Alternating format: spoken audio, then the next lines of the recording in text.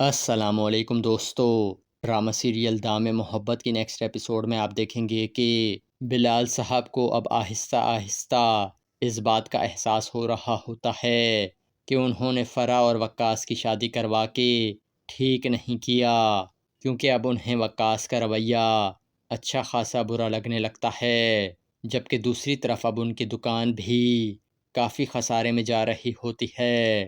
اس کے بعد وہ پریشانی کے عالم میں سارہ بیگم کے ساتھ بیٹھے ہوتے ہیں۔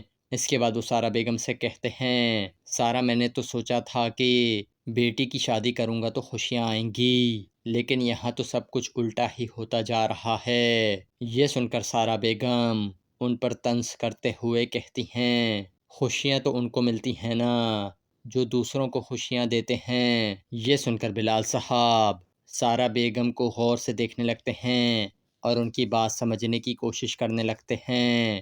دوستو دوسری طرف آپ دیکھیں گے کہ دانیہ اب ہاسپٹل سے واپس گھر آ چکی ہوتی ہے اور اب وہ مکمل صحت یاب ہو چکی ہوتی ہے۔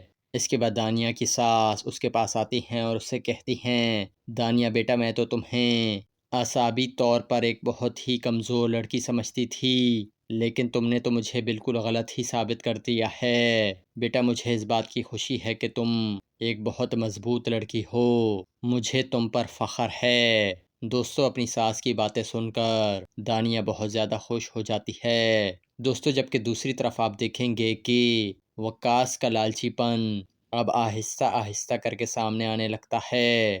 فرح جب اسے فون کرتی ہے اور کہتی ہے کہ اب ہمیں امی ابا کے گھر سے واپس چلے جانا چاہیے، یہ سن کر وقاص کہتا ہے، جب مجھے گھر داماد بننے میں کوئی پرابلم نہیں ہے تو فرح تمہیں کیوں ہو رہی ہے؟ اس کے بعد وہ فرح سے کہتا ہے، ایک بار اگر ہم اس گھر سے الگ ہو گئے تو پھر ہمیں اس گھر کی ہر چیز سے دستبردار ہونا پڑے گا۔